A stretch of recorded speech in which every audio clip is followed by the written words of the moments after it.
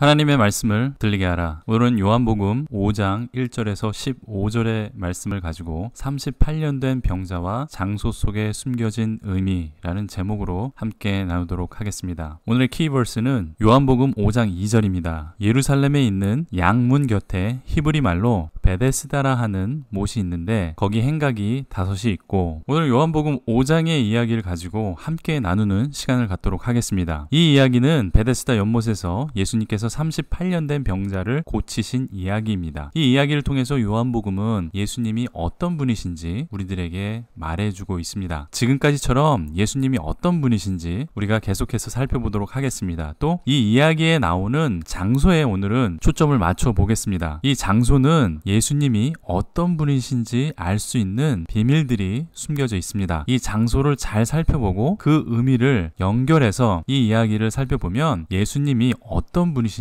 확실하게 이해할 수 있을 것입니다. 유대인들이 이 성경을 읽으면 쉽게 이 숨겨진 의미를 찾을 수가 있습니다. 그렇지만 우리가 비유대인이고 구약에 대한 사전 지식이나 이들의 문화에 익숙하지 않기 때문에 우리가 쉽게 바로바로 이해할 수 없는 것입니다. 그리고 또 성경을 띄엄띄엄 짧은 구절씩 읽고 해석을 해 나가니까 전체적으로 보는 능력이 떨어져서 우리가 이 숨겨진 의미에 대해서 잘 알지 못한 것입니다. 그래서 오늘은 이 숨겨진 배경의 의미에 초점을 맞추었습니다. 그 전에 이 이야기의 배경을 한번 살펴보겠습니다. 1절에 보면 그 후에 유대인의 명절이 되어서 예수께서 예루살렘에 올라가시니라 이렇게 되어 있습니다. 정확히 어떤 명절인지는 모르지만 추정은 가능합니다. 이전 장인 4장에서 사마리아 지역을 지나실 때 예수님은 4장 35절에서 이렇게 말씀하셨습니다. 너희는 넉 달이 지나야 추수할 때가 이르겠다 하지 아니하였느냐. 따라서 예수님은 추수하기 전 넉 달 전이라고 하셨기 때문에 계산을 해보면 12월이라는 추정을 할 수가 있습니다. 이스라엘은 사막 지역이기 때문에 겨울에 농사를 칩니다. 여름에는 물도 없고 식물이 더위에 견딜 수 없습니다. 따라서 여름이 오기 전에 추수를 다 마칩니다. 그때가 12월이라고 추론을 하는 것입니다. 그리고 38년 된 병자를 고치신 이야기가 다음 장인 6장 4절을 보면 마침 유대인의 명절인 유월절이 가까운지라 라고 되어 있습니다. 유월절은 4월에 있습니다. 때문에 오늘 본문에 나오는 이 명절은 12월과 4월 사이에 있는 명절이라고 보면 되는 것이죠. 따라서 이 기간 사이에 유일한 명절은 3월에 있는 부림절이라는 절기가 있습니다. 이 절기는 에스더에서 비롯된 명절인데 페르시아의 총리 하만이 유대인들을 모두 죽이려고 한 그 사건에서 벗어난 것을 기념하는 명절입니다. 그러므로 요한복음 5장에 예수님이 예루살렘에 올라가신 절기는 부림절이라 이렇게 보시면 됩니다. 이 부림절에 예루살렘 양문 옆에 있는 베데스다라고 하는 연못에서 예수님은 38년 된 병자를 고치십니다. 38년 된 병자는 희망이 없는 그런 병자였습니다. 죽을 수밖에 없는 절망적인 상황에서 마치 에스더 시절에 죽을 수밖에 없는 희망이 없는 유대 민족의 상황과 같은 처지다 이렇게 보시면 됩니다. 이 베데스다라고 하는 연못에 많은 병자들이 모였다고 이렇게 기록이 되어 있습니다. 38년 된 병자의 상황과 부림절의 배경의 상황이 이렇게 연관이 되는 것이죠. 이런 상황적 배경이 또 하나의 숨겨진 비밀이기도 합니다. 베데스다라고 하는 연못은 4절에 보니까 천사가 가끔 내려와서 이 물을 움직인다고 합니다. 그때 제일 먼저 들어가는 사람이 어떤 병에 걸렸든지 낫게 된다는 전설이 있습니다. 그 전설의 주인공이 되고 싶어서 이 사람은 거기에서 38년이나 기다렸다는 것입니다. 예수님은 이 38년 된 병자에게 내가 낫고자 하느냐 이렇게 물었습니다. 그러자 이 병자는 물이 움직일 때에 나를 못에 넣어주는 사람이 없어서 낫지 못한다 이렇게 말했습니다. 낫고는 싶은데 현실은 불가능하다 이렇게 말하는 것이죠. 이대로 죽을 수밖에 없는 절망적이고 희망이 없는 상황입니다. 그럼에도 그 불가능한 확률이 유일한 희망이라는 것이 더 절망적이라는 것이죠. 그러자 예수님은 8절에 내 자리를 들고 걸어가라 이렇게 말씀하십니다. 그러자 38년 된 병자가 일어나서 자신이 누웠던 돗자리를 가지고 걸어갔습니다. 불가능한 일이 기적으로 나타난 것이죠. 이 기적의 사건이 전반부에 있는 표면적으로 볼 수 있는 그러한 사건입니다. 그리고 두 번째 이슈가 되는 안식일에 관한 문제가 나옵니다. 이 안식일의 문제는 다음 시간에 계속해서 다루도록 하겠습니다. 이전 강해에서 요한복음에는 7가지의 기적이 나온다고 했습니다. 이 모든 기적들은 예수님이 어떤 어떤 분이신가 이것을 보여주는 사건을 선별해서 우리들에게 증언하는 것이다, 이렇게 말한 적이 있습니다. 예수님은 어떤 분이시냐? 이 질문의 공통 해답은 이 기적을 통해서 예수님은 하나님이시다, 이렇게 증명하기 위해서 그 증거 자료로 우리에게 7가지의 기적을 보여주고 있는 것입니다. 특별히 이 이야기에서 우리가 장소에 숨겨진 의미에 대해서 알면 예수님이 어떤 분이신지 더 잘 이해할 수 있습니다. 이 장소가 말해주는 의미, 그 비밀을 좀 더 이해하시면 예수님이 어떤 분이신지 더 풍성하게 이해할 수 있을 것입니다. 이 기적의 배경이 되는 곳은 예루살렘이라고 했습니다. 예루살렘이 특별한 것은 하나님의 성전이 있기 때문이죠. 그 성전 근처에 베데스다라고 하는 곳이 주 배경이 됩니다. 38년 된 병자는 베데스다라고 하는 연못에 있었다고 기록이 되어 있죠. 이 연못이라고 했는데 연못은 아니고 수영장 비슷한 인공 저수지라고 생각하시면 됩니다. 이 사진을 참고해 보시면 되는데요. 이 장소들이 나온 5장 2절을 다시 한번 볼까요? 예루살렘에 있는 양문 곁에 히브리 말로 베데스다라 하는 못이 있는데 거기 행각이 5이 있고, 이렇게 되어 있습니다. 정확한 위치는 예루살렘 성 양의 문이라는 곳 바로 앞에 베데스다라는 저수지가 있다고 되어 있습니다. 한글 성경에는 양문이라고 이렇게 되어 있습니다. 대부분의 영어 성경에도 양문이라고 되어 있습니다. 그렇지만 킹 제임스 성경에는 양시장이라고 되어 있습니다. 쉽 마켓이라고 그렇게 표시가 되어 있죠. 그럼 헬라어 성경은 어떻게 되어 있을까요?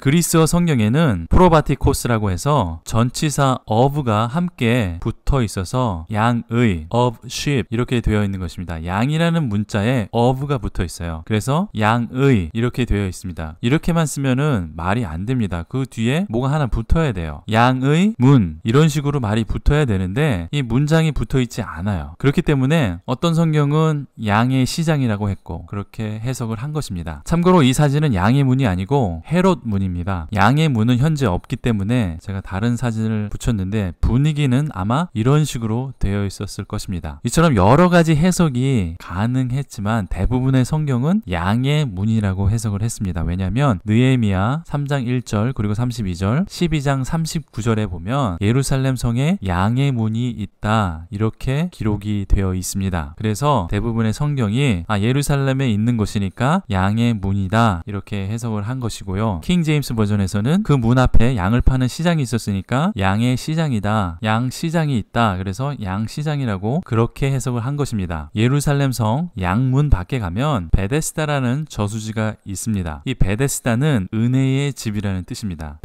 이 벳은 집이라는 뜻이고 집 안, 그런 뜻입니다. 우리가 아는 단어들 중에서 벳이 들어가는 단어가 몇 개 있습니다. 제일 유명한 것이 벳엘, 이렇게 얘기하면 하나님의 집, 그리고 베들레헴이라고 되어 있는데 베들레헴도 벳입니다. 이것은 빵집이라는 뜻이죠. 떡집, 그런 뜻입니다. 그리고 벳야민, 그래서 베냐민이라고 하는데 베냐민은 오른손의 집안, 오른손의 아들들, 뭐 그런 뜻입니다. 또 유명한 영화가 있죠. 여기 성경에서는 상관이 없는데 벤허라는 그 영화도 있습니다. 이 벤허도 그 벳허 그렇게 얘기를 하는 건데 그 허 집안, 그런 뜻입니다. 이 은혜의 집에는 2개의 인공 저수지가 있습니다. 한쪽은 생활용수로 쓰이는 물이고 한쪽은 병자들이 있는 것으로 보아서 정결의식에 쓰는 물인 것으로 추정이 됩니다. 이곳에는 행각이 5이 있다고 했는데 한국말로 말하면 정자가 5이 있다, 이렇게 얘기를 하는 것이죠. 이곳에서 병자들이 머물렀을 것이라고 추정이 됩니다. 다시 한번 이 장소에 주목을 해보십시오. 양의 문 곁에 있는 은혜의 집에서 벌어진 이야기입니다. 이 병자는 38년 동안 자신의 병을 구원받기 위해서 노력했지만 헛수고였습니다. 아니, 헛수고가 아니라 불가능한 일에 도전을 하고 있었던 것이죠. 그 불가능이 유일한 희망이었다는 것입니다. 이 병자는 은혜의 집에 있었지만 은혜를 받을 수 없는 그런 사람이었습니다. 예수님이 아니었다면 이 은혜의 집은 은혜의 집이 아닌 것이죠. 예수님께서 오셨기 때문에 비로소 은혜의 집이 된 것입니다. 이 모습은 우리 인류의 모습이기도 합니다. 38년 된 그 병자의 모습이 우리 인류의 모습이라는 것이죠. 죄에서 구원받기 위해서 불가능한 일을 기다리고 세월을 낭비하고 있는 우리의 모습이었다는 것이죠. 베데스다 연못에 천사가 내려온다는 믿음을 가지고 38년을 허송세월을 하고 설령 천사가 내려온다 할지라도 스스로의 힘으로 물에 뛰어들 수 없는 절망적인 존재가 바로 우리 인류다, 인간의 모습이다, 이렇게 말하고 있는 것입니다. 인류는 스스로 구원할 수가 없습니다. 바로 손앞에 있는 듯 잡을 수 있는 듯 하지만 잡을 수 없다는 것입니다. 많은 종교들이 구원의 길을 제시합니다. 그렇지만 그 어떤 종교로도 인류의 죄의 문제를 해결할 수 없다는 것입니다. 이 죄의 문제는 오직 예수님만이 해결할 수 있다는 것이죠. 그런 우리에게 예수님이 오셔서 내가 낫고자 하느냐 이렇게 물어보고 있습니다. 우리는 38년 된 병자와 같이 불가능하다고 말할 수밖에 없습니다. 그때 예수님께서 뭐라고 말씀하셨습니까? 일어나 내 자리를 들고 걸어가라. 38년 동안 한 번도 일어나 걸은 적이 없는 이 병자에게 예수님은 믿음을 요구하십니다. 예수 그리스도가 십자가에서 내 죄를 대신해서 돌아가셨다는 믿음을 인류에게 요구하고 있는 것처럼 말입니다. 이 38년 된 병자는 예수님의 말씀을 믿고 자리를 들고 걸어갔습니다. 믿음으로 일어나서 걸어갔습니다. 믿음으로 불가능한 문제를 해결한 것입니다. 우리도 예수님의 십자가의 죽음이 내 죄 때문이라는 것을 믿으면 불가능한 죄의 문제가 해결된다고 오늘 성경 말씀은 말하고 있는 것입니다. 예수님이 바로 베데스다입니다. 예수님이 바로 이 은혜의 집입니다. 예수님이 없다면 은혜의 집은 은혜의 집이 될 수 없는 것입니다. 예수님 없이는 고통과 절망의 집입니다. 여러분은 예수님과 함께 계십니까? 예수님과 함께 있다면 바로 그곳이 은혜의 집에 있는 것이고, 예수님과 함께 있지 않다면 그곳이 고통과 절망의 집이 된다는 것입니다. 요한복음 1장 16절에 세례 요한이 예수님을 이렇게 소개를 합니다. 우리가 다 그의 충만한 데서 받으니 은혜 위에 은혜로라. 이 전장에서 제가 설명을 했습니다. 혹시 못 들은 분이 있으시면 은혜 위에 은혜라는 제목으로 함께 나눈 이 강해를 들어주시기 바랍니다. 세례 요한은 진정한 은혜가 예수님이라고 그렇게 말했습니다. 우리가 살아 숨쉬는 것도 은혜인데 그 위에 예수 그리스도 끝판왕 은혜가 임했다, 이렇게 말하는 것이죠. 38년 된 병자가 베데스다에 있는 것도 은혜였습니다. 그렇지만 진정한 최고의 은혜인 예수님께서 이 병자에게 찾아온 것이죠. 은혜의 집에 있는 것도 은혜인데 참 은혜이신 예수 그리스도가 오셨다는 것입니다. 그리고 그를 구원해 주셨기 때문에 은혜 위에 은혜라는 것이죠. 은혜의 집에서 은혜를 받았다는 것입니다. 1장에서의 증언을 실제로 딱 맞아 떨어지게 구체적인 예로 제시해 준 것입니다. 장소 속에 숨겨진 이 비밀은 여기서 끝나지 않습니다. 38년 된 병이 낫고 이렇게 끝난 것이 아닙니다. 정말 기적은 38년 된 병자와 예수님이 다시 만난 그 장소입니다.